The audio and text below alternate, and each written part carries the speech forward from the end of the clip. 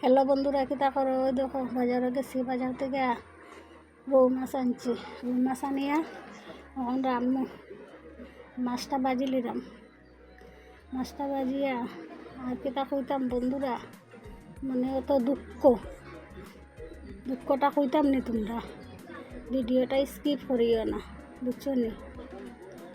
মনের বহুত দুঃখ লইয়া ভিডিও করার সারি না, বুঝছো নি বন্ধুরা? কিতা কইতাম, তখন আমি আর জিঙ্গা খাটলাম, জিঙ্গা খাটিয়া আর এখন তো মাছের ঝুল বানাইম। আর বন্ধুরা দুঃখের কথা কইতাম নি, অতদিন থেকে ভিডিও করি বন্ধুরা, তোমরা একটু ভিডিওটা লাইক সাবস্ক্রাইব বালা করে করো না, কমেন্টও করো না। তা যদি করো না, ভিডিওটা করি আমি বহুত কষ্ট করে বেরতাই যাইব বন্ধুরা আমার। তোমরা একটা কমেন্ট আর একটা লাইক সাবস্ক্রাইবে কিচ্ছু আইতো যাইতো না। একটু একটা লাইক সাবস্ক্রাইব করলে একটা গরিব মানুষ আগাইব বন্ধুরা, বুঝছো নি? তোমরা আশায় একটা ইউটিউব চ্যানেল খুললাম, তোমরাও একটা লাইক সাবস্ক্রাইব করো না। তোমরা কিচ্ছু আইতে যাইতো না, একটা গরিব মানুষের উপকার হইব আর কিতা। তোমরা কিচ্ছু আইতে যাইতো না বন্ধুরা।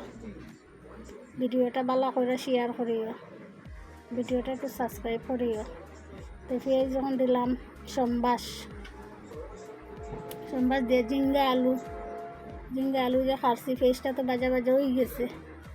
জিঙ্গা আলু টমেটো দিলাম, দিয়া হলদি মরিচ জিরা লবণ দিয়া ঢাকা দিলাম। কারণ এটা হলো পাতলা ঝোল, গরমের মধ্যে আর অত বাড়ি ঝোল খাইয়া হইতো না, তাহলে পাতলা ঝোল। বন্ধুরা যখন কষা নিয়ে গেছে, তখন ঝোলটা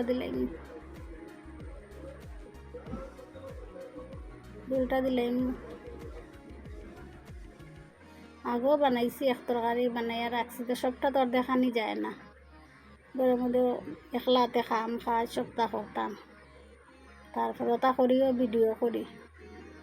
তোমরা একটু সাহায্য করো না বন্ধুরা, ভিডিওটা বেশি করে শেয়ার করিও।